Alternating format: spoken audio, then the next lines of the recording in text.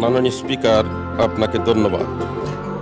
আমি প্রথমে মহান আল্লাহর শুকরিয়া আদায় করছি, সাথে সাথে আমার নির্বাচনী এলাকা। মাননীয় সদস্য, আপনার সময় 5 মিনিট। মাননীয় স্পিকার, আমি মনে মনে ভাবছিলাম খেলাফত মজলিসের একমাত্র নির্বাচিত প্রতিনিধি আমি। আমার দিকে আপনি সদয় দৃষ্টি রাখবেন, আমাকে একটু সময় বৃদ্ধি করে দিবেন। আশা করি পরিশেষে আমার সময় বৃদ্ধি করবেন। ধন্যবাদ মাননীয় স্পিকার। মাননীয় সদস্য, এই সময় দেয় আপনাদের হুইপেরা। মাননীয় স্পিকার, অ্যানাউন্স করি সময়টা। আমি এমন হুইপের ব্যাপারে মাননীয় স্পিকার, জি বলুন। আমি এমন এক এলাকার থেকে নির্বাচিত হয়ে এসেছি যেই এলাকাটি জকিগঞ্জ এবং কানাইঘাট। এই জকিগঞ্জ সর্বপ্রথম পাক হানাদার থেকে মুক্তি লাভ করে 21শে নভেম্বর, এবং ওই 21শে নভেম্বর বিকাল 4 ঘটিকার সময় শহীদ রাষ্ট্রপতি জিয়াউর রহমান সাহেব করিমগঞ্জ হয়ে এই জকিগঞ্জের কাস্টম দিয়ে জকিগঞ্জে প্রবেশ করেন। এবং জকিগঞ্জে প্রবেশ করার পরে এই জকিগঞ্জে মুক্তিযোদ্ধা যারা ছিলেন, ইনাদের একজনের মাধ্যমে ওনাকে সালুটিকর পর্যন্ত পৌঁছে দেওয়া হয়। অতএব দুঃখের সাথে বলতে হয়, এখন পর্যন্ত জকিগঞ্জকে প্রথম মুক্তাঞ্চল হিসাবে সরকারিভাবে ঘোষণা দেওয়া হয় নাই। আমি আপনার মাধ্যমে এই আবেদন রাখতে চাই যে অনতিবিলম্বে জকিগঞ্জকে প্রথম মুক্তাঞ্চল হিসাবে ঘোষণা দেওয়া হোক। মাননীয় স্পিকার, সাথে সাথে 22শে নভেম্বর কানাইঘাট বিজয় হয়েছে হানাদার বাহিনী থেকে। এই যুদ্ধে আপনি নিজে অংশগ্রহণ করেছিলেন। আপনি কিন্তু কানাইঘাটের দিকে ভারত থেকে ঢুকে আপনি আটগাম আসছেন, তারপরে সালুটিকর হয়ে আপনি হরিপুর গেছেন। অতএব এই এলাকার সাথে আপনার সম্পর্ক, এই এলাকার জনগণ আপনাকে শ্রদ্ধার সাথে এখন পর্যন্ত স্মরণ করে। কিন্তু প্রথম মুক্তাঞ্চল হিসাবে আজ পর্যন্ত কানাইঘাটকে সরকারিভাবে ঘোষণা দেওয়া হয় নাই।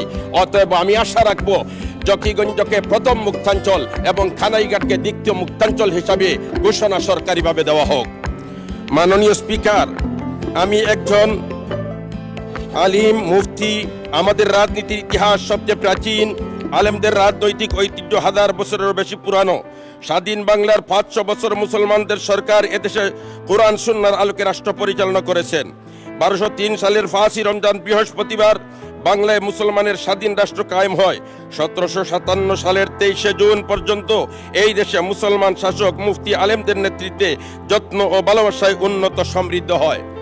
মাননীয় স্পিকার, ব্রিটিশ উপনিবেশ কায়েমের পর সর্বপ্রথম আলেমদের নেতা মৌলানা শাহ আব্দুল আজিজ মুহাদ্দিসে দেহলভী রহমতুল্লাহি তাআলা আলাইহি ইংরেজের বিরুদ্ধে প্রথম বিদ্রোহ ঘোষণা করে ফতোয়া প্রদান করেন।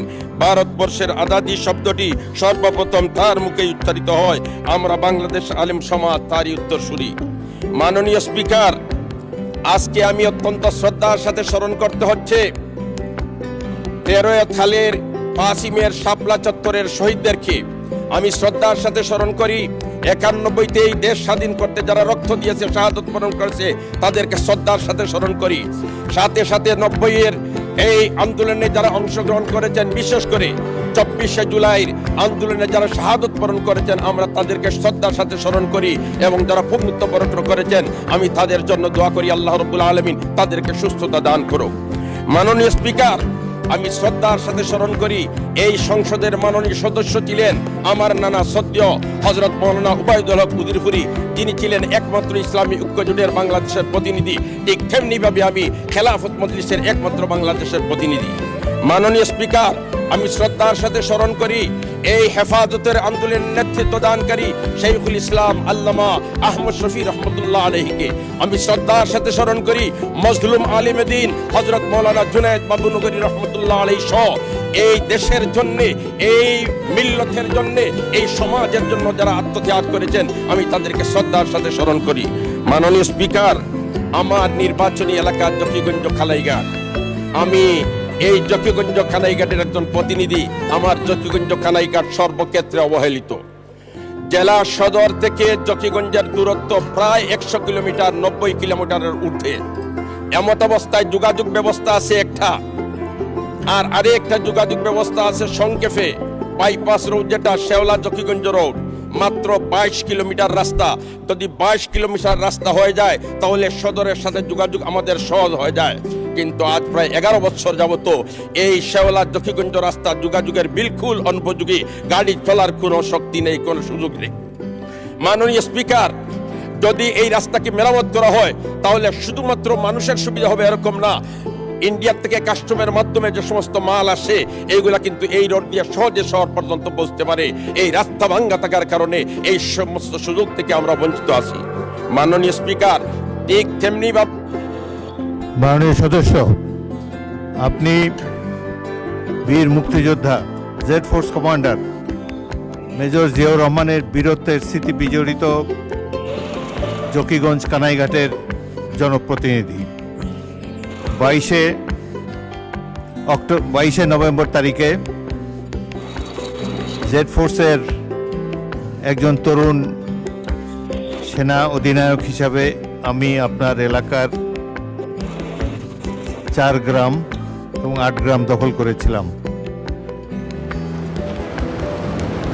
আপনাকে সংসদে দেখতে পেয়ে খুবই আনন্দিত হয়েছি। আপনার সময় 3 মিনিট বাড়িয়ে দেওয়া হলো। 3 মিনিটে আপনার বক্তব্য শেষ করুন।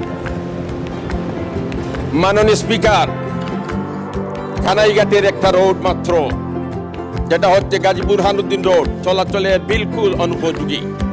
আমি চাই জরুরি ভিত্তিতে এই রাস্তা মেরামত করে চলাচলের উপযোগী করে দেওয়া হোক। ঠিক তেমনি ভাবে নদী ভাঙ্গন, আমরা জানি বাংলাদেশ নদীমাতৃক দেশ, নদীর এই পার ভাঙ্গে সেই পার গড়ে, এটা নদীর খেলা। কিন্তু আমার জকিগঞ্জ কানাইঘাটের বেলায় খেলা নয়, বাংলাদেশের মানচিত্র সংকুচিত হয়ে আসছে। আমরা দেখতে পাচ্ছি আমাদের চোখের সামনে বাংলাদেশের মানচিত্র, যেমন জকিগঞ্জ কুশিয়ারা নদীর একটা সাইট আছে বুইয়ারমুড়া, ওই এলাকায় প্রায় 5 কিলোমিটার জায়গা ভারতে চলে গেছে। এমত অবস্থায় আমরা সাংবিধানিক দায়িত্ব এই দেশের প্রতিটি মানচিত্র রক্ষা করা। আমাদের চোখের সামনে নদী ভাঙ্গনের কারণে বাংলাদেশের মানচিত্র ছোট হয়ে আসছে। এজন্য জরুরি ভিত্তিতে মানচিত্র রক্ষা করার জন্য এই নদীতে ব্লক ফেলে স্থায়ীভাবে ভাঙ্গন প্রতিরোধের ব্যবস্থা করা হোক। মাননীয় স্পিকার, আমরা যদি শিক্ষার দিকে তাকাই তাহলে অনেক আমরা পিছনে। আমরা জানি আজকের ছেলেরা, আজকের মেয়েরা, আজকের শিশুরা আগামী দিনের ভবিষ্যৎ। স্কুলে সাবজেক্ট আছে কিন্তু ওই সাবজেক্টের কোনো শিক্ষক নেই। শিক্ষক না থাকার কারণে এই সাবজেক্টের অভিজ্ঞতা ছাত্র অর্জন করতে পারছে না। এজন্য আমি দেখতেছি এইভাবে যদি চলতে থাকে তাহলে আগামী আমাদের জন্য অন্ধকার হয়ে আসছে। এজন্য শিক্ষা প্রতিষ্ঠানে যে সমস্ত শূন্য পদ আছে, জরুরি ভিত্তিতে এই শূন্য পদগুলা পূরণ করার জন্য সবিনয় অনুরোধ জানাচ্ছি। মাননীয় স্পিকার, স্বাস্থ্য খাতে আমার জকিগঞ্জে একটা হসপিটাল আছে, কানাইঘাটে একটা হসপিটাল আছে। জেলা সদর থেকে 100 কিলোমিটার দূরে, অপরদিকে রাস্তার অবস্থা ভঙ্গুর। এই হসপিটালে পর্যাপ্ত ডাক্তার নেই। মাননীয় স্পিকার, আমি যদি হসপিটালের অবস্থা তুলে ধরি তাহলে ডাক্তার সংকট। 42টি পদ ডাক্তারের, কিন্তু 9 জন পদায়ন আছে। এই 9 জনের মধ্যে থেকে 6 জন সাহিত্য কমপ্লেক্সে কর্মরত, পদায়িত 3 জন বিশেষজ্ঞ চিকিৎসক অন্যত্র সংযুতিতে কর্মরত আছেন। অতএব মাত্র এই 9 জন থেকে 3 জন চলে গেলে 6 জন।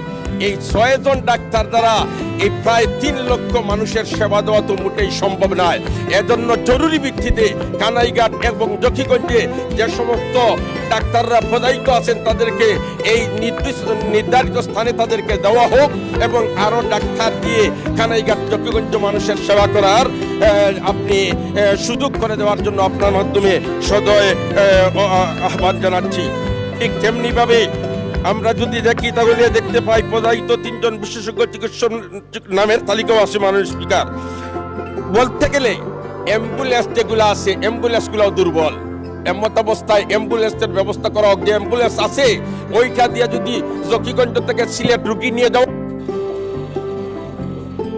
ধন্যবাদ মাননীয় সদস্য। সংসদে স্বাস্থ্যমন্ত্রী এবং সড়ক পরিবহন মন্ত্রী পাশাপাশি বসে আছেন। আমি আপনাদের অনুরোধ করব, শহীদ রাষ্ট্রপতি জিয়াউর রহমানের স্মৃতি বিজড়িত 71-এর বীরত্বের সাথে সংগ্রামের স্মৃতি বিজড়িত জাকিগঞ্জের প্রতি আপনারা বিশেষ দৃষ্টি রাখবেন। এই এলাকার উন্নয়নের জন্য আমি সুপারিশ করছি। ধন্যবাদ।